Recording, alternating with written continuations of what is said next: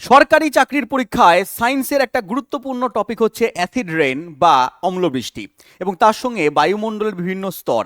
এই দুটো টপিক থেকে বিভিন্ন পরীক্ষায়, সেটা এসএসসি হোক বা রেলওয়ে হোক, সেটা আমাদের স্টেট লেভেলের কোনো পরীক্ষা হোক বা আমাদের সেন্ট্রাল লেভেলের কোনো পরীক্ষা হোক, প্রত্যেকটা চাকরির পরীক্ষায় এখান থেকে কিন্তু প্রশ্ন আসে। তো আজকের ক্লাসের মধ্যে আমরা অ্যাসিড রেন তার সঙ্গে সঙ্গে বায়ুমণ্ডলের বিভিন্ন স্তর সম্পর্কে কনসেপ্ট জানবো এবং কনসেপ্ট জানার পরে দেখব বিভিন্ন পরীক্ষায় কি কি প্রশ্ন দিয়েছে।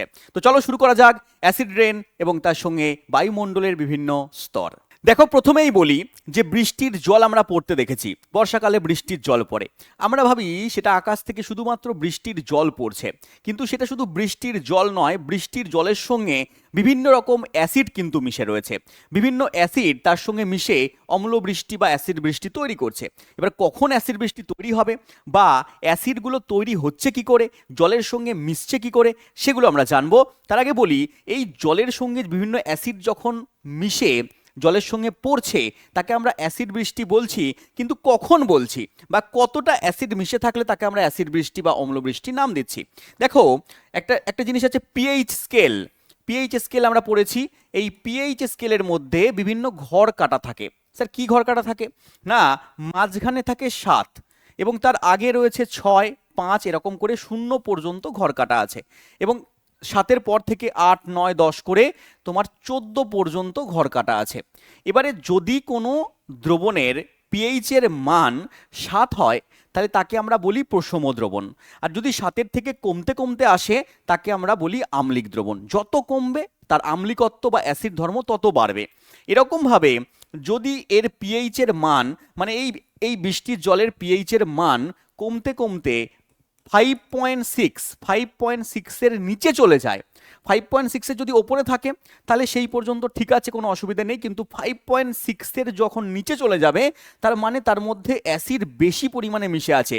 সেই জলের মধ্যে, সেই বৃষ্টির জলের মধ্যে অ্যাসিড বেশি মিশে রয়েছে, এই জন্য তার নেচার আস্তে আস্তে 5.6 থেকে নিচে নেমে যাচ্ছে এবং এই 5.6 নিচে নেমে গেলে মনে রাখবে তখন তাকে আমরা অম্লবৃষ্টির নামকরণ করে দিচ্ছি।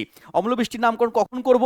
যখন 5.6 নিচে নামছে। মনে করো পাকিস্তান ভারতকে অ্যাটাক করছে, পাকিস্তানের সৈন্যবাহিনী দাঁড়িয়ে আছে, ওরা আস্তে আস্তে ভারতের দিকে এগোচ্ছে, ঠিক আছে, এবং ভারতের সীমানা বরাবর এগিয়ে আসছে, ভারতীয়রা দেখতে পাচ্ছে, ভারতের সৈন্যবাহিনী দেখতে পাচ্ছে।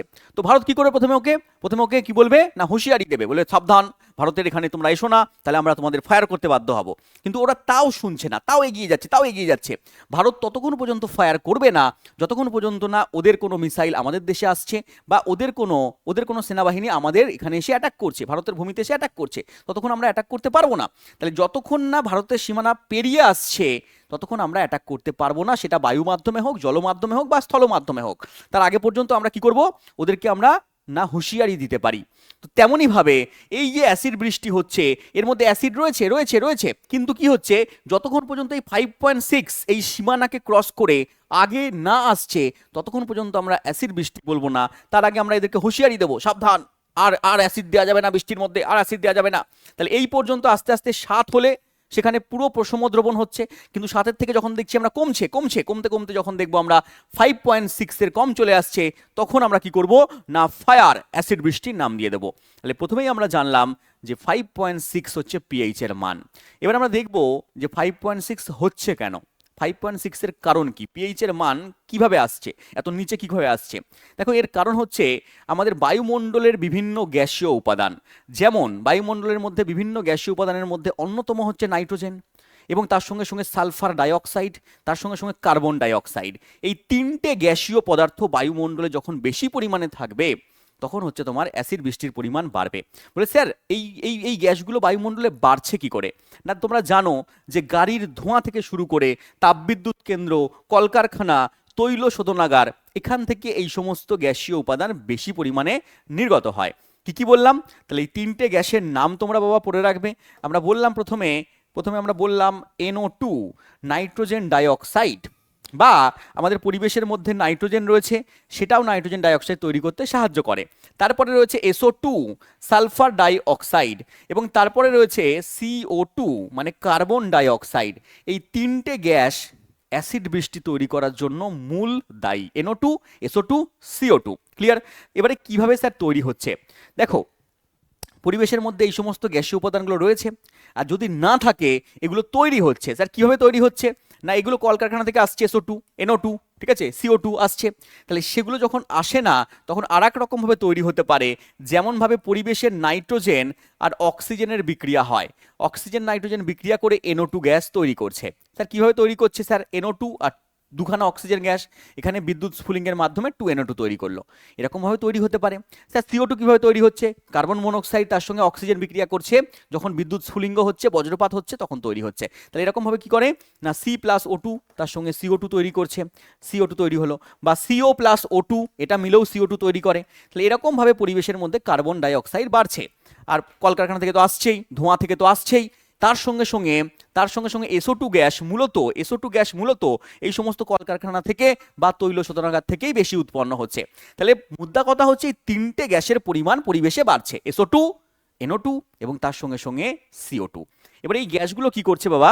না এই যে বললাম, এই যে N2+O2 এই দুটো মিলে NO তৈরি করলো, আর NO আবার O2 এর সঙ্গে যুক্ত হয়ে, অক্সিজেনের সঙ্গে যুক্ত হয়ে NO2 তৈরি করলো। তাহলে মেন হচ্ছে NO2 তৈরি করলো। এবং এই সালফার ডাইঅক্সাইড যেটা পরিবেশের মধ্যে আসছে কলকারখানা থেকে, তৈল শোধনাগার থেকে, সেটা অক্সিজেনের সঙ্গে বিক্রিয়া করে SO3 তৈরি করলো, সালফার ট্রাইঅক্সাইড তৈরি করলো। এবং তারা কি করবে? বৃষ্টির জলের সঙ্গে বিক্রিয়া করবে। বৃষ্টির জল পড়ছে এবং তার সঙ্গে বায়ুমণ্ডলে গ্যাসীয় উপাদানগুলো আছে, যেমন এখানে আছে কি বাবা? না NO2 বৃষ্টির জল হচ্ছে H2O, এর সঙ্গে বিক্রিয়া করে তৈরি করবে দুটো অ্যাসিড, একটা হচ্ছে HNO3 তৈরি করবে নাইট্রিক অ্যাসিড, আর একটা তৈরি করবে নাইট্রাস অ্যাসিড HNO2, এর নাম নাইট্রাস অ্যাসিড, এর নাম হচ্ছে নাইট্রিক অ্যাসিড। তেমনইভাবে এখানে রয়েছে SO2 জলের সঙ্গে বিক্রিয়া করবে, H2O এর সঙ্গে বিক্রিয়া করে তৈরি করবে এই SO2+ H2O বিক্রিয়া করে H2SO3 তৈরি করবে সালফিউরাস অ্যাসিড। আর যদি SO3 বিক্রিয়া করে, SO3 তৈরি হচ্ছিল SO2 থেকে তৈরি হচ্ছিল, SO2+ অক্সিজেন করলে পরে কি পাচ্ছিলাম? SO3, তাই তো? সেই SO3 এর সঙ্গে বিক্রিয়া করে কি তৈরি করবে? H2SO4 sulphuric acid. তাহলে 4 রকম অ্যাসিড আমরা পেয়ে গেলাম। একবার আমরা রিভিশন করে নেব, একদম সহজ জিনিস, ভালো করে একবার শুনে নাও, মাথায় থাকবে, কোনোদিনও ভুলবে না। তাহলে এখানে NO2 গ্যাস জলের সঙ্গে বিক্রিয়া করছে বজ্রপাতের সময়, বিক্রিয়া করে কি তৈরি করছে? না HNO3 তৈরি করছে আর HNO2 তৈরি করছে। স্যার এর নাম কি? এর নাম হচ্ছে নাইট্রিক অ্যাসিড। এর নাম কি বাবা? Nitric acid. দেখো এরকম করেই আমি কোর্সের ভেতরে পড়াই, এবং এই যে পেজগুলো নিয়ে এসেছি, এই পেজগুলো আমার কোর্সেরই পেজ। কোর্সে আমি যেভাবে পড়াচ্ছি সেই স্লাইড দিয়েই তোমাদেরকে পড়াচ্ছি, তো ভালো করে বোঝো, একটুখানি ধৈর্য সহকারে শোনো, মাথায় ঢুকে যাবে, ভুলবে না। দেখো HNO3 নাইট্রিক অ্যাসিড, পরীক্ষায় কোশ্চেন দিয়েছে যে নাইট্রিক অ্যাসিডের সংকেত কি? জলের দরে ফলের রসের মতো কোশ্চেন করেছে পরীক্ষায়। কোশ্চেন দিয়েছে স্যার NO2 জলের সঙ্গে বিক্রিয়া করে কোন অ্যাসিড তৈরি করে? স্যার নাইট্রিক অ্যাসিড তৈরি করে, নাইট্রাস অ্যাসিড তৈরি করে। HNO2 মানে নাইট্রাস অ্যাসিড, দুরকম অ্যাসিড তৈরি করছে, মনে রাখবে। এবং আর একটা দেখলাম আমরা SO2 রয়েছে পরিবেশের মধ্যে, সেটা যখন ডাইরেক্টলি জলের সঙ্গে মিশছে তখন সে তৈরি করছে কি বাবা? H2SO3, এর নাম সালফিউরাস অ্যাসিড। কি নাম বাবা? Sulphurous acid. এই সালফিউরাস অ্যাসিড তৈরি করছে SO2, সালফার ডাইঅক্সাইড আর জল মিলে। কখন তৈরি হচ্ছে?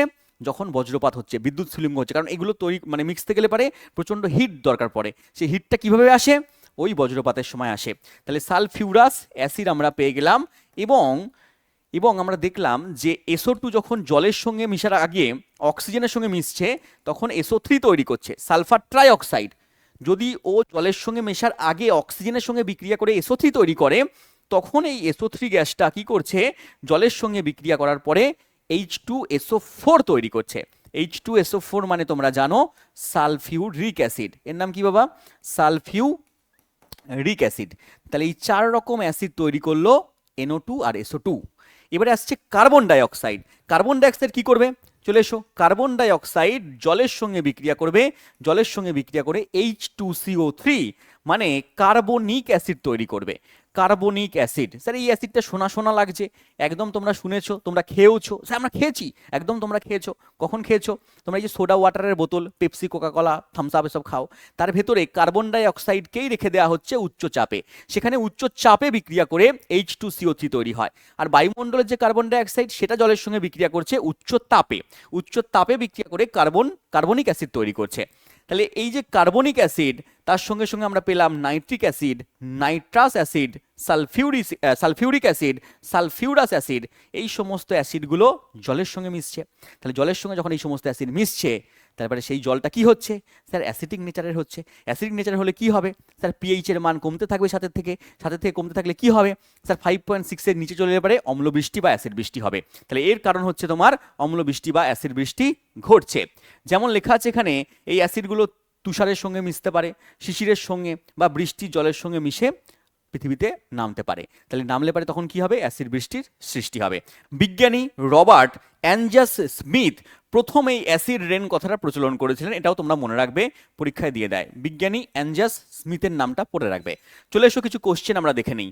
দেখো আরআরবি এনটিপিসি পরীক্ষায় দিয়েছে, বলেছে নিচের কোনটি অম্ল বৃষ্টির জন্য দায়ী গ্যাস? অম্ল বৃষ্টি সৃষ্টি করছে কে? CO2, কার্বন ডাইঅক্সাইড, হ্যাঁ করছে স্যার। SO2 করছে, NO2 করছে।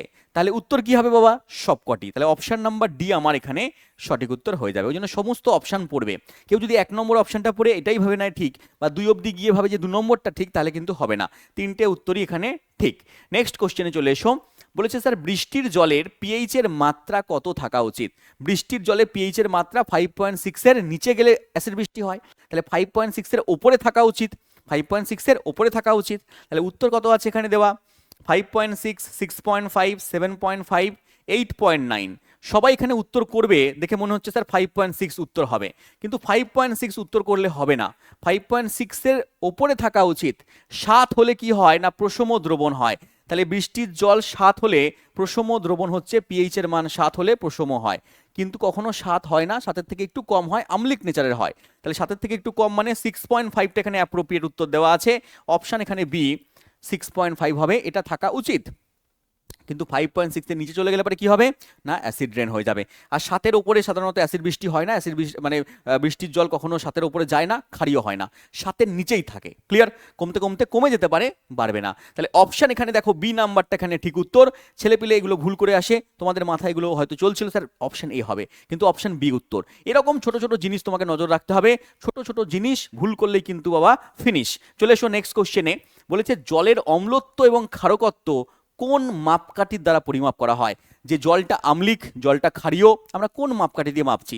স্যার পিএইচ স্কেল দিয়ে মাপছি। তাহলে উত্তর হচ্ছে option number C, pH scale. মনে রাখবে পিএইচ স্কেলে 0 থেকে 14 পর্যন্ত ঘর কাটা থাকে। যত তোমার 7-এর থেকে নিচের দিকে আসবে তত বেশি অ্যাসিডিক নেচারের হবে, আর যত 7-এর থেকে ওপরের দিকে যাবে তত ক্ষারীয় নেচারের হবে।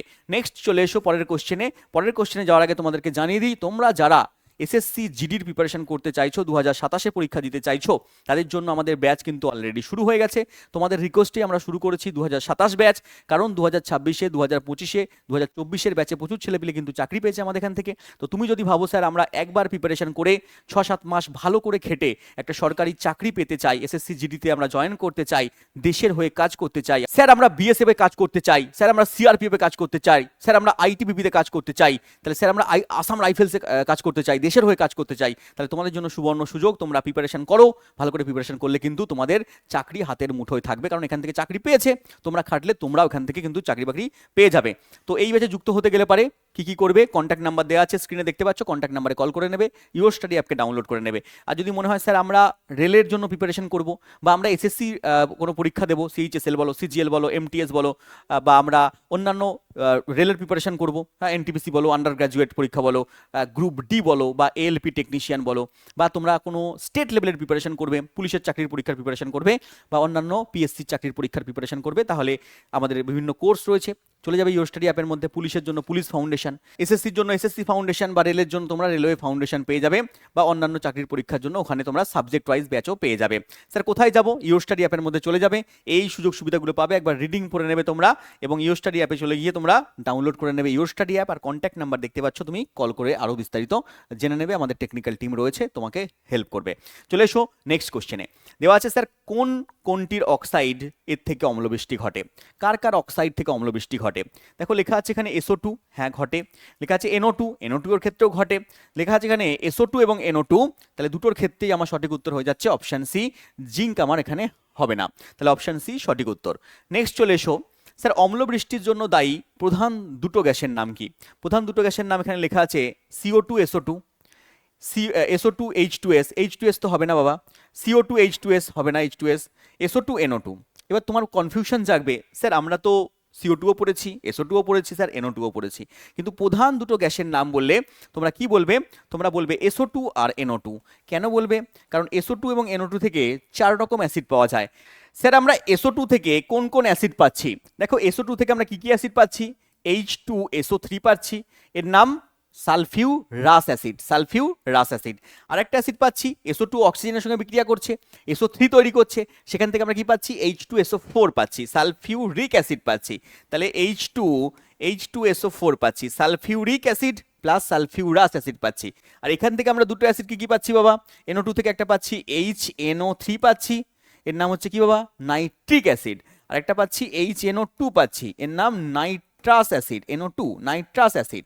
তাহলে দুটো অ্যাসিড পাচ্ছি, এবং এগুলো হচ্ছে তীব্র অ্যাসিড, এগুলো হচ্ছে তীব্র অ্যাসিড। এর জন্য কি হয়? অম্লবৃষ্টির জন্য এই সমস্ত গ্যাসগুলো বেশি দায়ী, এই সমস্ত অ্যাসিডগুলো বেশি দায়ী। তাহলে স্যার কার্বন ডাইঅক্সাইড কি হবে না? কার্বন ডাইঅক্সাইডও হবে। কার্বন ডাইঅক্সাইড কি তৈরি করছে জলের সঙ্গে বিক্রিয়া করে? না স্যার কার্বনিক অ্যাসিড তৈরি করছে, H2CO3 তৈরি করছে। কিন্তু এটা হচ্ছে মৃদু অ্যাসিড। পরীক্ষায় ডাইরেক্ট কোশ্চেন দেয় যে কোনটা মৃদু অ্যাসিডের নাম বলো, এক্সাম্পল তোমাকে দিয়ে দিল 4টে, তখন তোমাকে বলতে হবে H2CO3 একটা মৃদু অ্যাসিড। এগুলো হচ্ছে তীব্র অ্যাসিড। ক্লিয়ার? চলে এসো পরের কোশ্চেনে। দেওয়া আছে স্যার অম্লবৃষ্টিতে জলে কোন অ্যাসিড লক্ষ্য করা যায়? অম্লবৃষ্টির মধ্যে জলের মধ্যে কি HCl পাওয়া যায়?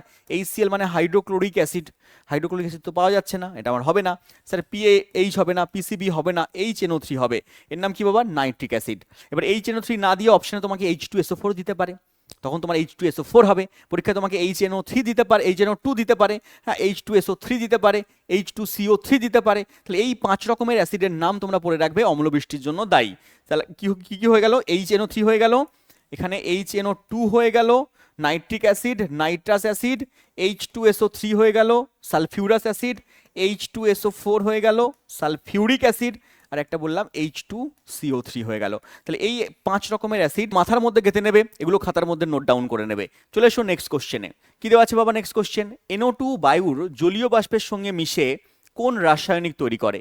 NO2 বায়ুর জলীয় বাষ্প বা জলের সঙ্গে মিশে কি তৈরি করছে এখানে? না HNO3, একদম HNO3 তৈরি করছে। তাহলে অপশন এ সঠিক উত্তর। H2SO4 তৈরি করছে না, এ হচ্ছে SO2 গ্যাস তৈরি করবে বা SO3 গ্যাস তৈরি করবে, এবং HCl তৈরি হবে না। H2CO3 হচ্ছে কার্বন ডাইঅক্সাইড তৈরি করবে জলের সঙ্গে মিশে। তাহলে অপশন এখানে আমার হয়ে যাচ্ছে HNO3, বা HNO2 যদি থাকতো HNO2ও হয়ে যেত। নেক্সট কোশ্চেনে চলে এসো। কি আছে? অম্লবৃষ্টিতে জলের সঙ্গে কোন রাসায়নিকের বিক্রিয়ায় H2SO4 তৈরি হয়? সালফিউরিক অ্যাসিড তৈরি হয়। দেখো অপশানে কি কি আছে? স্যার CO আছে, হবে না, CO2 আছে, হবে না, NO2 আছে, হবে না। তাহলে SO2 এখানে সঠিক উত্তর হয়ে যাবে, বা যদি SO3 থাকতো তাহলেও সঠিক উত্তর হয়ে যেত। যে কোনো একটা থাকবে অপশানে, দুটো একসঙ্গে থাকবে না, SO2 থাকবে, না হলে SO3 তোমাকে দিয়ে দেবে, সালফার ডাইঅক্সাইড বা সালফার ট্রাইঅক্সাইড। নেক্সট চলে এসো। স্যার কি কি প্রভাব পড়ে? অম্লবৃষ্টি তো বলছেন, হ্যাঁ অ্যাসিড বৃষ্টি তো বললেন 5.6 এর নিচে নেমে যায়, বায়ুর মধ্যে এই সমস্ত গ্যাস থাকলে এগুলো হয়, হ্যাঁ এই সমস্ত অ্যাসিড রয়েছে। তাই এর জন্য কি কি ক্ষতি হয়? ঠিক আছে, কোনো কি ক্ষতি হয় আদৌ? একদম হয়। যেমন এই অম্লবৃষ্টি কি করে? মাটির অম্লত্ব বাড়িয়ে দেয়। বৃষ্টির জলের সঙ্গে যখন পড়বে তখন মাটির কি হবে? অম্লত্ব বাড়িয়ে দেবে। এবং অল্প যদি অম্লবৃষ্টি হয় তাহলে সেটা পরিবেশের পক্ষে ভালো, গাছেদের পক্ষে ভালো। কিন্তু যদি অতিরিক্ত হয়ে যায় তাহলে মাটির অম্লত্ব বেড়ে যাবে, এই মাটিগুলো আস্তে আস্তে কি হবে? বাঞ্জার ভূমিতে পরিণত হয়ে যাবে। এখানে যে গাছপালা হবে, গাছপালা হয়েছিল সেগুলো আস্তে আস্তে মরে যাবে, বা নতুন করে গাছপালা সৃষ্টি হবে না। এই সমস্ত দেখতে পাচ্ছ যে আস্তে আস্তে পাতা হলুদ হয়ে যাবে। তাহলে এই সমস্ত ফসল উৎপাদন ব্যাহত হয়ে যাবে। এই সমস্ত কাণ্ড কারখানা ঘটতে থাকবে যদি অতিরিক্ত অ্যাসিড বৃষ্টি হয়। এছাড়া কি হবে স্যার? এছাড়া দেখো মাটির মধ্যে যখন অম্লবৃষ্টি আসবে তখন মাটির যে সমস্ত ব্যাকটেরিয়া আছে সেই ব্যাকটেরিয়াগুলো আস্তে আস্তে মারা যাবে। মাটির ব্যাকটেরিয়াগুলো অম্লত্ব সহ্য না করতে পেরে মারা যাবে, এবং বিভিন্ন ধাতব অধাতব যে লবণগুলো আছে সেগুলো আস্তে আস্তে উদ্ভিদদের দেহে প্রবেশ করে উদ্ভিদদের ক্ষতির কারণ হয়ে দাঁড়াবে। যদি অ্যাসিড বৃষ্টি পড়লো তাহলে মাটির ব্যাকটেরিয়া, এগুলো ভালো ব্যাকটেরিয়া আছে, উপকারী ব্যাকটেরিয়া, সেগুলো মারা যাবে। আর এবং এই যে লবণের সঙ্গে, হ্যাঁ মাটির মধ্যে যে সমস্ত লবণ রয়েছে, এগুলো হচ্ছে খনিজ লবণ, উদ্ভিদরা নেয়, জল উদ্ভিদরা নেয়, সেই জলের মধ্যে দিয়ে, খনিজ লবণের মধ্যে দিয়ে আস্তে আস্তে অ্যাসিডগুলো উদ্ভিদদের দেহে যাবে, উদ্ভিদদের দেহে ক্ষতি হবে। উদ্ভিদরা যে সালোক সংশ্লেষ প্রক্রিয়া করে সেই সালোক সংশ্লেষ প্রক্রিয়া ব্যাহত হয়ে যাবে, ফলে উদ্ভিদরা আস্তে আস্তে কি হবে? না উদ্ভিদদের সংখ্যা কমে যাবে, হ্যাঁ তাদের পাতা হলুদ হয়ে যাবে, সালোক সংশ্লেষ করতে পারবে না, যেটা বললাম আস্তে আস্তে উদ্ভিদদের সংখ্যা এরকমভাবে কমতে শুরু করে দেবে, উদ্ভিদটা মারা যেতে থাকবে। চলে এসো নেক্সট পয়েন্টে। স্যার জলজ জীবের উপরে কি প্রভাব পড়ে? উদ্ভিদের উপরে তো বুঝলাম, মাটির উপরে তো বুঝলাম, ব্যাকটেরিয়ার উপরে তো বুঝলাম, এবারে হচ্ছে জলজ জীবের উপরে কি প্রভাব পড়ছে। যদি জল জল যখন পড়বে তখন সেই বৃষ্টির জল মাটিতেও পড়বে, সেই বৃষ্টির জল হ্রদেও পড়বে, নদীতেও পড়বে, পুকুরেও পড়বে। তাহলে সেই হ্রদ, নদী, সেই পুকুর, সেখানকার জল কি হবে? অম্লত্ব হয়ে যাবে, আম্লিক হয়ে যাবে। সেই আম্লিক জলের মধ্যে সেই আম্লিক জল প্রাণীরাও খাবে, সেখানে বসবাসকারী যে সমস্ত মাছেরা রয়েছে, যে সমস্ত জলজ প্রাণীরা রয়েছে, সেই সমস্ত আম্লিক, সেই সমস্ত অ্যাসিড তাদের দেহের মধ্যেও প্রবেশ করবে, এবং দেহে অ্যাসিডের মাত্রা বাড়তে বাড়তে কি হবে, একসময় তারাও আস্তে আস্তে তাদের জীবন হারিয়ে ফেলবে। এই মানে এর জন্য দেখা যায় যে বৃষ্টির পরে, অম্ল বৃষ্টির পরে দেখা যায় যে প্রচুর মাছ একসময় হয়তো মরে পড়ে আছে কোথাও, ঠিক আছে। তার কারণ কি? তার কারণ হচ্ছে এরকম অ্যাসিড বৃষ্টি। অন্যান্য কারণের জন্য হয়, কিন্তু তার মধ্যে প্রধান কারণ হচ্ছে একটা অ্যাসিড বৃষ্টি। ক্লিয়ার? তো এটা পড়ে রাখবে। এবং এই সমস্ত জলজ জীব যারা আছে তাদেরও আস্তে আস্তে দেহের আয়ু, জীবনের আয়ু আস্তে আস্তে কমে যায়। নেক্সট চলে এসো। স্যার মানুষের উপর কি কোনো প্রভাব পড়বে? আমরা তো উন্নত জীব, ঠিক আছে, আমরা তো মহান প্রাণী, তাহলে আমাদের উপর অ্যাসিড বৃষ্টি কোনো প্রভাব আশা করি পড়বে না? না, পড়বে। মানুষের উপরেও পড়বে। মানুষের পরিপাকতন্ত্র, মানুষের স্নায়ুতন্ত্র আস্তে আস্তে ব্যাহত হয়ে যাবে। আমাদের যে পরিপাকতন্ত্র, আমরা জল খাচ্ছি, তাহলে বিভিন্ন মানে মাটির তলা থেকেই জল আস্তে আস্তে বিভিন্ন উপায়ে উপরে আসছে, তাই তো? সেগুলো আমরা পানীয় জল হিসেবে গ্রহণ করছি, যতই আমরা পিউরিফিকেশন করি, যতই আমরা আরও ওয়াটার খাই না কেন, কিন্তু সেই সেই জলের মধ্যে কি থাকে? অ্যাসিডের পরিমাণ কিছু হলেও থাকে, পার্সেন্টেজ হলেও থাকে। থাকতে থাকতে আস্তে আস্তে সেইগুলো আমাদের দেহের মধ্যে চলে যাচ্ছে। দীর্ঘদিন ধরে যাওয়ার ফলে আমাদের কি হচ্ছে? পরিপাকতন্ত্রের ক্ষতি হচ্ছে, আমাদের স্নায়ুতন্ত্রের ক্ষতি হচ্ছে, নার্ভাস সিস্টেমের কিন্তু ক্ষতি হয়ে যাচ্ছে। তার সঙ্গে সঙ্গে মানুষের ত্বক এবং চুলের উপরেও এর দীর্ঘদিনের ব্যাপক প্রভাব পড়ছে। দেখবে আজকালকার দিনে ত্বকের উপরে, আগেকার দিনের মানুষের ত্বক কত সুন্দর ছিল, ঠিক আছে, এখনকার দিনে এত বিউটি ক্রিম টিম মানুষজন মাখে, কিন্তু তারপরেও কি হয় না, মানুষের ত্বকের ক্ষতি হয়ে যাচ্ছে, মানুষের চুলের ক্ষতি হয়ে যাচ্ছে, ঠিক আছে। এগুলোর প্রভাব কোনো না কোনোভাবে অ্যাসিড রেন বা অম্ল বৃষ্টির সঙ্গে কিন্তু যুক্ত। নেক্সট চলে এসো। স্যার স্থাপত্যের উপর প্রভাব। দেখো আমরা দেখলাম এই যে অ্যাসিড বৃষ্টি, এই অ্যাসিড বৃষ্টি মাটির ক্ষতি করছে, এই অ্যাসিড বৃষ্টি উদ্ভিদদের ক্ষতি করছে, এই অ্যাসিড বৃষ্টি বিভিন্ন ব্যাকটেরিয়া ভাইরাসের ক্ষতি করছে, এই অ্যাসিড বৃষ্টি কি করছে না মানুষের উপর ক্ষতি করছে, এই অ্যাসিড বৃষ্টি কি করছে না জলজ জীবজন্তুর উপরেও ক্ষতি করছে। তাহলে এই অ্যাসিড বৃষ্টি কি স্যার কোনো ইমারতের উপর প্রভাব ফেলবে? বড় বড় যে সমস্ত স্থাপত্য আছে তার উপর প্রভাব ফেলবে? একদম ফেলবে। তার কারণ এই সমস্ত অ্যাসিড বৃষ্টির মধ্যে তীব্র অ্যাসিড সালফিউরিক অ্যাসিড রয়েছে, তীব্র অ্যাসিড নাইট্রিক অ্যাসিড রয়েছে। এই সালফিউরিক অ্যাসিড নাইট্রিক অ্যাসিড কি করছে? এই সমস্ত বড় বড় যে সমস্ত ইমারত রয়েছে, ভিক্টোরিয়া মেমোরিয়াল বলো, ইন্ডিয়া গেট বলো, তাজমহল বলো, এরা হচ্ছে মার্বেলে তৈরি হয়। এই মার্বেলের মধ্যে কি রয়েছে? ক্যালসিয়াম কার্বনেট রয়েছে। এই ক্যালসিয়াম কার্বনেট কি করছে? CaCO3 ক্যালসিয়াম কার্বনেট পাওয়া যাচ্ছে মার্বেলের মধ্যে, মনে রাখবে। তো এই মার্বেল পাথরের সঙ্গে এদের বিক্রিয়া হচ্ছে। কার বিক্রিয়া হচ্ছে না সালফিউরিক অ্যাসিডের, নাইট্রিক অ্যাসিডের মূলত বিক্রিয়া ঘটে। কি তৈরি করে স্যার? ধাতব এরা ক্যালসিয়াম সালফেট তৈরি করছে, ক্যালসিয়াম এরা নাইট্রেট তৈরি করছে। এই ক্যালসিয়াম কার্বনেট যখন সালফিউরিক অ্যাসিডের সঙ্গে বিক্রিয়া করছে তখন কি তৈরি করছে না ক্যালসিয়াম সালফেট CaSO4 তৈরি করছে। এই ক্যালসিয়াম কার্বনেট বা মার্বেল যখন HNO3 সঙ্গে বিক্রিয়া করছে তখন কি তৈরি করছে না ক্যালসিয়াম নাইট্রেট তৈরি করছে, CaNO3 গ্রুপ 2 নাইট্রেট তৈরি করছে। এরকমভাবে ক্যালসিয়াম সালফেট, ক্যালসিয়াম নাইট্রেট যখন তৈরি হচ্ছে, শুনতে তো ভালো লাগছে স্যার, ক্যালসিয়াম কার্বনেট থেকে ক্যালসিয়াম সালফেট, ক্যালসিয়াম নাইট্রেট তৈরি হচ্ছে, কিন্তু এদের এই ক্যালসিয়াম কার্বনেট আস্তে আস্তে কি হচ্ছে না নষ্ট হয়ে যাচ্ছে। এই যে উজ্জ্বল্য ছিল, এর উজ্জ্বল্য মার্বেল পাথরের উজ্জ্বল্য ধ্বংস হয়ে যাচ্ছে, ক্ষতের সৃষ্টি হচ্ছে। এটাকে আমরা শুদ্ধ ভাষায় বলছি স্টোন ক্যান্সার হচ্ছে। কি বলছি আমরা? Stone cancer. পাথরের উপরে ক্ষতের সৃষ্টি হচ্ছে, উজ্জ্বল্য কমে যাচ্ছে, এই জন্য বলছি পাথরের ক্যান্সার বা স্টোন ক্যান্সার। পরে রাখবে এর জন্য দায়ী হচ্ছে অ্যাসিড বৃষ্টি, আর মূলত দুটো অ্যাসিড, সালফিউরিক, নাইট্রিক অ্যাসিড। চলে এসো পরের পয়েন্টে। কিছু কোশ্চেন দিয়েছে, আমরা দেখে নিই। সবগুলো বিগত বছরের পরীক্ষায় আসা প্রশ্ন। বলেছে তাজমহল, ভিক্টোরিয়া মেমোরিয়ালের ক্ষতিকারক দূষকটা কি? ভিক্টোরিয়া মেমোরিয়াল বলো, তাজমহল বলো, এদের ক্ষতিকারক দূষকের নাম হচ্ছে এখানে SO2 হবে, একদম SO2 হবে। আর NO2 যদি দিত NO2ও হতো। তাহলে SO2 প্লাস NO2 এই দুটো হচ্ছে বেশি দায়ী, তার কারণ এরাই হচ্ছে সালফিউরিক অ্যাসিড, নাইট্রিক অ্যাসিড তৈরি করার জন্য দায়ী। কার্বন ডাইঅক্সাইডটা অতটা দায়ী নয়। কার্বনিক অ্যাসিড তৈরি হচ্ছে, অ্যাসিড বৃষ্টি হচ্ছে, কিন্তু এর থেকে বেশি দায়ী হচ্ছে এই দুটো। নেক্সট চলে এসো পরের কোশ্চেন।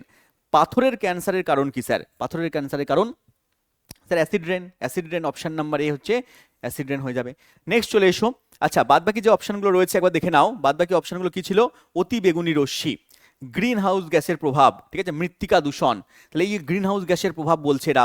এই যে অতি বেগুনি রশ্মি, UV রে, আল্ট্রাভায়োলেট রশ্মি, এইগুলো সম্পর্কে যদি ক্লাস করতে চাও স্যার আপনি একবার কাজ করুন, গ্রিন হাউস এফেক্ট সম্পর্কে ক্লাস নিয়ে আসুন, হ্যাঁ গ্লোবাল ওয়ার্মিং সম্পর্কে ক্লাস নিয়ে আসুন, অতিবেগুনি রশ্মি কীভাবে কী কাজ করছে ক্লাস নিয়ে আসুন। তাহলে কমেন্ট বক্সের মধ্যে লিখবে যে স্যার আমরা এই টপিকগুলোর ক্লাস চাই, তাহলে আমি অবশ্যই এই সমস্ত টপিকগুলোর উপর ক্লাস নিয়ে আসবো। এগুলোর কনসেপ্ট, এগুলো পরীক্ষায় ইম্পর্টেন্ট, পরীক্ষা এখান থেকেও কোশ্চেন দেয়, তো কমেন্ট বক্সে লিখলে তাহলে আমি এই টপিকগুলোরও ক্লাস করিয়ে দেবো। চলে এসো নেক্সট কোশ্চেন। দেওয়া আছে স্যার নিম্নলিখিতগুলোর মধ্যে কোনটি অম্লবৃষ্টির সঙ্গে যুক্ত নয়? অম্লবৃষ্টির সঙ্গে যুক্ত নয় কোনটা? বলেছে কার্বন ডাই অক্সাইড, এটা অম্লবৃষ্টির সঙ্গে যুক্ত, হ্যাঁ অম্লবৃষ্টি করছে। নাইট্রোজেনের অক্সাইড NO2 অম্লবৃষ্টির সঙ্গে যুক্ত, ঠিক বলেছে। সালফার ডাইঅক্সাইড SO2 যুক্ত, কিন্তু কার্বন মনোক্সাইড CO এটা কিন্তু যুক্ত নয়, এটা ডাইরেক্টলি যুক্ত নয়। Carbon dioxide, nitrogen dioxide, sulphur dioxide যুক্ত, কার্বন মনোক্সাইড যুক্ত নয়। নেক্সট স্যার অম্লবৃষ্টিতে প্রধানত কোন কোন অ্যাসিড আছে? নাইট্রিক অ্যাসিড আছে, আছে, কিন্তু হাইড্রোক্লোরিক অ্যাসিড তো নেই বাবা, HCl নেই। দেয়া আছে নাইট্রিক অ্যাসিড, সালফিউরিক অ্যাসিড দুটোই আছে। দেয়া আছে হাইড্রোফ্লুরিক অ্যাসিড, না দাদা এদের কোনোটিই নয়, এটাও হবে না। তাহলে অপশন বি আমার এখানে সঠিক উত্তর, নাইট্রিক অ্যাসিড, সালফিউরিক অ্যাসিড, তার সঙ্গে সঙ্গে কি কি বলেছি আরো, নাইট্রাস অ্যাসিডও আছে, সালফিউরাস অ্যাসিডও আছে, আর কার্বনিক অ্যাসিডও আছে। নেক্সট চলে এসো। দেওয়া আছে বায়ুমণ্ডলের কোন স্তরে অ্যাসিডিফিকেশনের প্রধান কারণগুলো তৈরি হয়?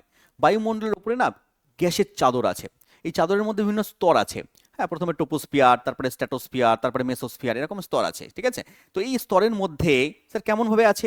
দেখো এই যদি পৃথিবী হয় তাহলে পৃথিবীর ওপরে প্রথম একটা চাদর আছে, ঠিক আছে, হ্যাঁ ট্রোপোস্ফিয়ার, তারপরে আরেকটা চাদর আছে স্ট্র্যাটোস্ফিয়ার, তারপরে আরেকটা চাদর আছে, ঠিক আছে, এরকমভাবে মেসোস্ফিয়ার। তাহলে এরকমভাবে পরপর বিভিন্ন স্তরকে পাওয়া যাচ্ছে, এরকমভাবে বিভিন্ন বায়ুমণ্ডলের স্তর আছে, হ্যাঁ এগুলো সম্পর্কে আসছি। তাহলে এইগুলো রয়েছে, ঠিক আছে।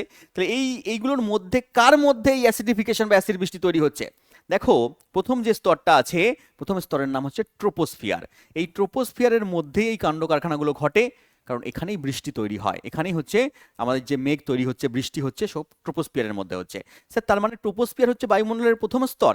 একদম, ট্রোপোস্ফিয়ার হচ্ছে বায়ুমণ্ডলের প্রথম স্তর, যেটা হচ্ছে 0 থেকে 10 কিলোমিটার, অনেক বইতে বাবা এটা 15 কিলোমিটার দেওয়া আছে, 12 কিলোমিটার দেওয়া আছে। তাহলে পৃথিবী পৃষ্ঠের ওপরে প্রথম যে স্তর তার নাম হচ্ছে বাবা ট্রোপোস্ফিয়ার, এবং এই ট্রোপোস্ফিয়ারের মধ্যেই ঝড় ঝঞ্ঝা, বৃষ্টি, মেঘ এইসব তৈরি হচ্ছে। এবং মনে রাখবে এই ট্রোপোস্ফিয়ার কি হচ্ছে না, এখানে টেম্পারেচার কি হয় না, ভূপৃষ্ঠের কাছাকাছি, পৃথিবীর ওপরের দিকে যে ভূপৃষ্ঠের, এটা হচ্ছে ভূপৃষ্ঠ, এই ভূপৃষ্ঠের কাছাকাছি টেম্পারেচার বেশি হয়। যত এখান থেকে ট্রোপোস্ফিয়ারের ওপরের দিকে উঠতে থাকবে, 10 কিলোমিটার বা 12 কিলোমিটার পর্যন্ত উঠবে, তত হচ্ছে টেম্পারেচার কমতে কমতে থাকে। তাহলে টেম্পারেচার এই স্তরে আস্তে আস্তে উপরের দিকে গেলে কমতে থাকে, এবং এখানে ঝড়ঝঞ্ঝা, বৃষ্টিপাত হয়, এটা বুঝলাম। বায়ুমণ্ডলে যত গ্যাসীয় উপাদান আছে, যেমন কার্বন ডাইঅক্সাইড, যেমন nitrogen dioxide, sulphur dioxide, oxygen, carbon, nitrogen, ঠিক আছে, এগুলো সব এখানে বেশিরভাগ অবস্থান করছে। তাহলে এটাকে আমরা কি বলছি, বায়ুমণ্ডল নাম দিয়ে দিচ্ছি। এবং ঠিক তারপরে দেখো এই জন্য টেম্পারেচার লেখা আছে এখানে, টেম্পারেচার দেখো 15 ডিগ্রি সেলসিয়াস ধরা হচ্ছে, আস্তে আস্তে উপরের দিকে গেলে টেম্পারেচার কমতে থাকে, টেম্পারেচার কি হয়, কমে যায়। এবং তারপরে দ্বিতীয় স্তরের নামটা দেখো, ট্রোপোস্ফিয়ারের পরে রয়েছে স্ট্র্যাটোস্ফিয়ার, ঠিক আছে। এই স্ট্র্যাটোস্ফিয়ার কত কিলোমিটার পর্যন্ত রয়েছে না, এখানে 11 থেকে 45 কিলোমিটার, অনেক বইতে 50 কিলোমিটার পর্যন্ত দেওয়া আছে। এর ওপরে গেলে টেম্পারেচার দেখো -60 ডিগ্রি থেকে আস্তে আস্তে বাড়তে আছে, মাইনাসের দিকে আস্তে আস্তে বাড়তে আছে, হ্যাঁ -60 পরে আস্তে আস্তে কমছে, মানে ওখানে টেম্পারেচার কমা মানে মাইনাসে আস্তে আস্তে বাড়ে, -60 থেকে বেড়ে -50 হলো, তার থেকে বেড়ে -40 হলো, এই করতে করতে বাড়তে বাড়তে 0 ডিগ্রি সেলসিয়াসে আসছে। তাহলে স্ট্র্যাটোস্ফিয়ারের টেম্পারেচার উপরের দিকে গেলে আস্তে আস্তে বাড়তে বাড়তে 0 ডিগ্রি সেলসিয়াসে চলে আসছে। এবং এই স্ট্র্যাটোস্ফিয়ারে মজার একটা ঘটনা ঘটে, এই মজার ঘটনা হচ্ছে ওই যে অতিবেগুনি রশ্মি বলেছিলাম, সেই অতিবেগুনি রশ্মিকে কিন্তু এই স্ট্র্যাটোস্ফিয়ার আসতে দেয় না। অতিবেগুনি রশ্মি কোথা থেকে আসে স্যার? সূর্য থেকে আসে। সূর্য থেকে যখন ইউভি রশ্মি আসছে, এই অতিবেগুনি রশ্মিকে এই স্ট্র্যাটোস্ফিয়ারের মধ্যে একটা জিনিস আছে যাকে আমরা বলছি O3, অক্সিজেন, ওজোন, এই ওজোন গ্যাসের পর্দা আছে এখানে। কি আছে বাবা? ওজোন গ্যাসের পর্দা আছে, ওজোন লেয়ার আছে। এই ওজোন লেয়ার কি করে? অতিবেগুনি রশ্মিকে আসতে দেয় না। এই পর্যন্ত আপাতত জেনে রাখো, বাদ বাকি কিভাবে ধ্বংস হচ্ছে, কিভাবে তৈরি হচ্ছে, এটা আমরা অন্য ক্লাসে দেখবো। তাহলে হচ্ছে স্ট্র্যাটোস্ফিয়ার, এবং এখানে জেট বিমান চলাচল করে, জেট প্লেন এখানে চলছে। ক্লিয়ার? চলে এসো পরের পয়েন্টে। পরের স্ফিয়ারের নাম কি? পরের স্ফিয়ার হচ্ছে মেসোস্ফিয়ার। এই যে আমরা দেখলাম স্ট্র্যাটোস্ফিয়ার, তার উপরে রয়েছে বাবা মাসি নয় মেসো। তাহলে স্ট্র্যাটোস্ফিয়ারের উপরে মেসোস্ফিয়ার রয়েছে। এই মেসোস্ফিয়ারের উপরে টেম্পারেচার, মানে স্ট্র্যাটোস্ফিয়ারের উপরে মেসোস্ফিয়ারের মধ্যে এই নিচ থেকে উপরের দিকে গেলে টেম্পারেচার কমতে থাকে। তাহলে প্রথম স্তরে কি হলো? উপরের দিকে গেলুম, টেম্পারেচার কমতে আছে। তারপরে উপরের দিকে গেলুম, টেম্পারেচার কি আছে? বাড়তে আছে। তারপরে এখানে মেসোস্ফিয়ারের উপর দিকে যাচ্ছি, টেম্পারেচার কি আছে? কমতে আছে। কমতে কমতে কোথায় চলে আসে বলো তো, যে 0 ডিগ্রি সেলসিয়াস ছিল এখানে, সেই 0 ডিগ্রি সেলসিয়াস থেকে কমতে কমতে -93 ডিগ্রি সেলসিয়াসে চলে আসে। -93 ডিগ্রি সেলসিয়াসে মেসোস্ফিয়ারের টেম্পারেচার চলে আসছে। এই জন্য মেসোস্ফিয়ারকে সবচেয়ে শীতলতম স্তর বলা হয়। সবচেয়ে শীতলতম স্তরের নাম হচ্ছে মেসোস্ফিয়ার, পড়ে রাখবে। এখানে বিভিন্ন রকম গ্যাসীয় উপাদান পাওয়া যায় যদিও, NO2 O2 ঠিক আছে, এগুলো পাওয়া যাচ্ছে। এবং এখানে একটা মজার ঘটনা ঘটে, মেসোস্ফিয়ারের মধ্যে যত উল্কাপাত হয়, সে উল্কাপাত হয়তো মহাকাশে হচ্ছে, সেটা পৃথিবীর মধ্যে আসার চেষ্টা করছে। তো এই মেসোস্ফিয়ারে এসে, হ্যাঁ, বাইরে থেকে এখান থেকে উল্কাপাত হলো, এখানে এসে উল্কাগুলো কি হয়ে যাচ্ছে, নষ্ট হয়ে যায়। কারণ এখানে টেম্পারেচার এত কম, ঠিক আছে, ওকে ঠান্ডা করে দিচ্ছে। ওকে কি করছে, ঠান্ডা করে দিচ্ছে। এরপরে মেসোস্ফিয়ারের পরে মনে রাখবে থার্মোস্ফিয়ার রয়েছে। থার্মোস্ফিয়ারকে আমরা আয়োনোস্ফিয়ারও বলে থাকি। তাহলে এই থার্মোস্ফিয়ার বা আয়োনোস্ফিয়ারের মধ্যে কি ঘটে বাবা, থার্মোস্ফিয়ার বা আয়োনোস্ফিয়ারের মধ্যে টেম্পারেচার আবার বাড়তে থাকে, -93 ডিগ্রি সেলসিয়াস থেকে 1200 ডিগ্রি সেলসিয়াসে চলে যায়। এবং এখানে সমস্ত গ্যাসীয় উপাদান আয়নিত অবস্থায় পাওয়া যায়। এই যে আয়োনোস্ফিয়ার রয়েছে বা থার্মোস্ফিয়ার রয়েছে, এর মধ্যে সমস্ত গ্যাসীয় উপাদান কি রয়েছে না, আয়নিত অবস্থায় পাওয়া যাচ্ছে, মনে রাখবে। এবং এখানে একটা মজার ঘটনা ঘটে, সেটা কি বাবা, এখানে হচ্ছে তোমার মজার ঘটনা হচ্ছে, যত স্যাটেলাইট আছে পৃথিবী থেকে আমরা কি করি, স্যাটেলাইট ছাড়ি, সেই স্যাটেলাইটগুলো এখানে গিয়ে অবস্থান করছে। ক্লিয়ার? তো একটু পড়ে রাখবে এটা। এবং তারও উপরে রয়েছে আমাদের এক্সোস্ফিয়ার।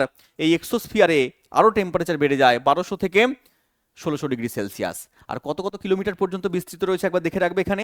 প্রথমে 0 থেকে 10 বা 15 কিলোমিটার পর্যন্ত আমাদের ট্রোপোস্ফিয়ার, তারপরে 10-এর পরে 11 থেকে মোটামুটি এই যে 50 বা 45 কিলোমিটার পর্যন্ত স্ট্র্যাটোস্ফিয়ার, তার উপরে রয়েছে 50 থেকে 80 কিলোমিটার পর্যন্ত, অনেক বইতে এটা 85-90ও দেওয়া আছে, ঠিক আছে। তাহলে এখানে 80 কিলোমিটার পর্যন্ত মেসোস্ফিয়ার, তারপরে রয়েছে 80 থেকে 500 কিলোমিটার পর্যন্ত থার্মোস্ফিয়ার বা আয়োনোস্ফিয়ার, আর তারপরে 500 থেকে 1500 কিলোমিটার পর্যন্ত এক্সোস্ফিয়ার পাওয়া যাচ্ছে। এবং তারও যদি ওপরে চলে যাও, তাহলে ম্যাগনেটোস্ফিয়ার তুমি পেয়ে যাবে, প্রায় 10,000 কিলোমিটার পর্যন্ত বিস্তৃত ম্যাগনেটোস্ফিয়ার। এখানে এই ম্যাগনেটোস্ফিয়ারের জন্য আমরা দেখি যে সুমেরু অঞ্চল আর কুমেরু অঞ্চলে 6 মাস দিন 6 মাস রাত্রি হয়। ম্যাডাম তোমাদের পড়িয়েছেন 6 মাস দিন 6 মাস রাত্রি হচ্ছে সুমেরু কুমেরু অঞ্চলে। এই 6 মাস দিন যখন হয়, ওখানে একটা হালকা আলোর প্রভা দেখা যায়। আলোর প্রভাকে আমরা অরোরা বোরিয়ালিস বলি, অরোরা অস্ট্রালিস বলি। এই অরোরা বোরিয়ালিস, অরোরা অস্ট্রালিসের সৃষ্টির কারণ হচ্ছে তোমার এই ম্যাগনেটোস্ফিয়ার, ঠিক আছে, পড়ে রাখবে। তাহলে এটা আমরা পেয়ে গেলাম বাবা। তাহলে এগুলো পরপর স্তরের নাম তোমরা দেখে নেবে। প্রথমে ট্রোপোস্ফিয়ার, তারপরে স্ট্র্যাটোস্ফিয়ার, স্ট্র্যাটোস্ফিয়ারের মধ্যে ওজোন গ্যাস রয়েছে, তারপরে মেসোস্ফিয়ার, থার্মোস্ফিয়ার, এক্সোস্ফিয়ার, তার উপরে রয়েছে ম্যাগনেটোস্ফিয়ার। ক্লিয়ার? চলে এসো কোশ্চেনের মধ্যে। এখানে এই চারটা একবার তোমরা দেখে নিতে পারো কি কি কাজ করছে। বললাম যে জীবজগৎকে রক্ষা করছে, জীবজগৎ বসবাস করছে, এবং এ হচ্ছে তোমার ট্রোপোস্ফিয়ারের মধ্যে ঝড় ঝঞ্ঝা বৃষ্টিপাত এসব হচ্ছে। তারপরে ওজোন স্তরকে রক্ষা করছে পরেরটা স্ট্র্যাটোস্ফিয়ার। মেসোস্ফিয়ার সবচেয়ে সবচেয়ে শীতল স্তরের নাম, উল্কা এসে ধ্বংস হয়ে যাচ্ছে। এবং তারপরে কি রয়েছে না, আয়োনোস্ফিয়ার রয়েছে বা থার্মোস্ফিয়ার, এখানে মেরুজ্যোতির সৃষ্টি হচ্ছে, বেতার তরঙ্গ তৈরি হচ্ছে, ঠিক আছে বাবা। তারপরে রয়েছে এখানে কৃত্রিম উপগ্রহ মহাকাশ থেকে কেন্দ্রে অবতরণ করছে। আর তারপরে রয়েছে ম্যাগনেটোস্ফিয়ার, ভূচুম্বক ক্ষেত্রের উৎস রয়েছে, ঠিক আছে বাবা। তো একটুখানি করে দেখে রাখবে এগুলো, আশা করছি বুঝতে পারবে। নেক্সট চলে এসো কোশ্চেনে। স্যার বায়ুমণ্ডলের শীতলতম অঞ্চল কোনটা? বায়ুমণ্ডলের শীতলতম অঞ্চলের নাম হচ্ছে বাবা মেসোস্ফিয়ার। মেসোস্ফিয়ারের টেম্পারেচার যদি জিজ্ঞেস করে, -93 ডিগ্রি সেলসিয়াসে চলে যাচ্ছে টেম্পারেচার, সবচেয়ে শীতলতম স্তর। ট্রোপোস্ফিয়ার, তারপরে ট্রোপোস্ফিয়ার, তারপরে স্ট্র্যাটোস্ফিয়ার, তারপরে হচ্ছে মেসোস্ফিয়ার। নেক্সট চলে এসো। স্যার বায়ুমণ্ডলের উষ্ণতম স্তর কোনটা? উষ্ণতম স্তর প্রথমে কি আছে বললাম, প্রথমে হচ্ছে তোমার ট্রোপোস্ফিয়ার। মোটামুটি 15 ডিগ্রি সেলসিয়াস 20 ডিগ্রি সেলসিয়াস থেকে উপরে গেলে টেম্পারেচার কমছে, তারপরে আস্তে আস্তে কি হচ্ছে -60 চলে যাচ্ছে। তারপরে স্ট্র্যাটোস্ফিয়ার, স্ট্র্যাটোস্ফিয়ারে গিয়ে -60 ডিগ্রি সেলসিয়াস থেকে উপরের দিকে গেলে টেম্পারেচার বাড়ছে, 0 ডিগ্রি সেলসিয়াস চলে আসছে। তারপরে স্ট্র্যাটোস্ফিয়ারের পরে রয়েছে মেসোস্ফিয়ার, সেখানে আবার টেম্পারেচার কমছে, 0 থেকে আস্তে আস্তে কমতে কমতে -93-তে চলে যাচ্ছে। তারপরে কি রয়েছে আমাদের আয়োনোস্ফিয়ার, সেখানে আবার ওই -93 ডিগ্রি সেলসিয়াস থেকে বাড়তে বাড়তে 1200 ডিগ্রিতে চলে যাচ্ছে। তারপরে রয়েছে এক্সোস্ফিয়ার, থার্মোস্ফিয়ারের পরে এক্সোস্ফিয়ার, যেখানে 1200 থেকে আস্তে আস্তে বাড়তে বাড়তে আরও বেশি চলে যাচ্ছে, 1600 ডিগ্রি 1700 ডিগ্রি সেলসিয়াস টেম্পারেচার। তাহলে এখানে কি হবে উত্তর আমার? এখানে দেখো দুটো উত্তর হতে পারে, আয়োনোস্ফিয়ার, ঠিক আছে, এক্সোস্ফিয়ার। তাহলে আয়োনোস্ফিয়ার যেখানে অপশানে থাকবে সেখানে আয়োনোস্ফিয়ার করবে, আর আয়োনোস্ফিয়ার আর এক্সোস্ফিয়ার দুটোই থাকলে তুমি এক্সোস্ফিয়ার করবে, কারণ আয়োনোস্ফিয়ার থেকে এক্সোস্ফিয়ার টেম্পারেচার আরও বেশি। তোমাকে চার্ট একবার দেখিয়ে দিয়ে বুঝতে পারবে, দেখে নাও কাহা গায়া, ঠিক আছে। এই দেখো এখানে আছে থার্মোস্ফিয়ার বা আয়োনোস্ফিয়ার 1200 ডিগ্রি সেলসিয়াস, -93 থেকে 1200।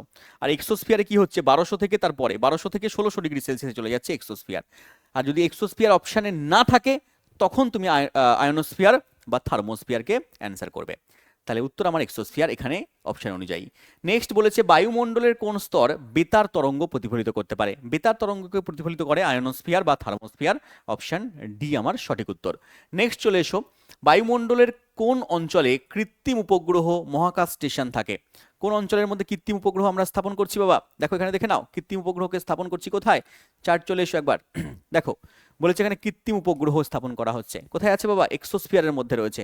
তাহলে এক্সোস্ফিয়ার আমার এখানে সঠিক উত্তর হয়ে যাবে, যেখানে মহাকাশ যান, যেখানে আমরা পাঠাচ্ছি মানে স্থাপন করছি, স্যাটেলাইটকে স্থাপন করছি, আমাদের এক্সোস্ফিয়ার, অপশন নাম্বার এ। নেক্সট চলে এসো পরের কোশ্চেনে। কি দেওয়া আছে? মেরুজ্যোতি উৎপন্ন হয় বায়ুমণ্ডলের কোন স্তরে? মেরুজ্যোতি কোথায় উৎপন্ন হচ্ছে? এখানে অপশন অনুযায়ী আমার আয়োনোস্ফিয়ার রয়েছে, আয়োনোস্ফিয়ার বা থার্মোস্ফিয়ারে উৎপন্ন হচ্ছে। আর ম্যাগনেটোস্ফিয়ারে কি হচ্ছে? ম্যাগনেটোস্ফিয়ারের কারণের জন্য এই যে সূর্যের যে আলো আসছে সেটা কি হচ্ছে? ডিভাইড হয়ে যাচ্ছে, এবং আয়োনোস্ফিয়ারে গিয়ে সেটা হচ্ছে তোমার উজ্জ্বল কিরণ দিচ্ছে, বিকিরণ দিচ্ছে, এবং সেটা হচ্ছে তোমার কোথায় যাচ্ছে? সুমেরু অঞ্চলে, কুমেরু অঞ্চলে গিয়ে 6 মাস যখন রাত্রি হচ্ছে তখন অরোরা বোরিয়ালিস, অরোরা অস্ট্রালিস সৃষ্টি করছে। তাহলে এখানে আমার কি উত্তর হচ্ছে? আয়োনোস্ফিয়ার সঠিক উত্তর হয়ে যাচ্ছে। নেক্সট চলে এসো। তাহলে আজকে আমাদের এই অবধি শেষ হয়ে গেল। আমরা দেখলাম যে বায়ুমণ্ডলের বিভিন্ন স্তর, এবং তার আগে দেখলাম আমরা অ্যাসিড রেন বা অম্লবৃষ্টি। আশা করছি আজকের ক্লাসের কনসেপ্ট তোমরা বুঝতে পারলে, তার সঙ্গে সঙ্গে প্রিভিয়াস ইয়ারে আসা কোশ্চেনগুলো তোমরা দেখে বুঝতে পারলে, যেগুলো আমরা পারবো। দেখা হচ্ছে তাহলে পরের ভিডিওতে কোনো ইম্পর্টেন্ট টপিক নিয়ে। ততক্ষণ ভালো থেকো। Thank you. জয় হিন্দ।